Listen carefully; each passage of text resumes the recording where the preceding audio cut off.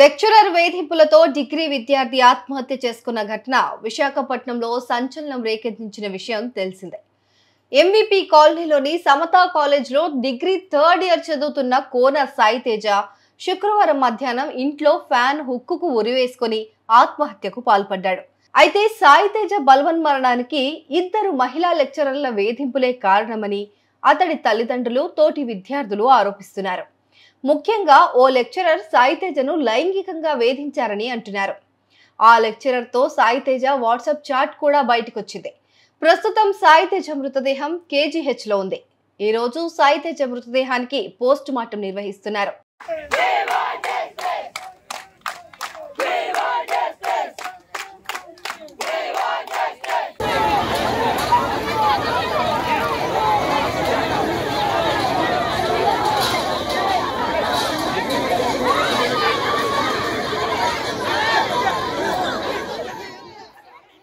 అయితే సాయి తేజ మృతి కేసులో లెక్చరర్లపైన ఎలాంటి చర్యలు తీసుకోలేదంటూ సమతా కాలేజీ ఎదుట విద్యార్థి కుటుంబ సభ్యులు, తోటి విద్యార్థులు ఆందోళనకు దిగారు.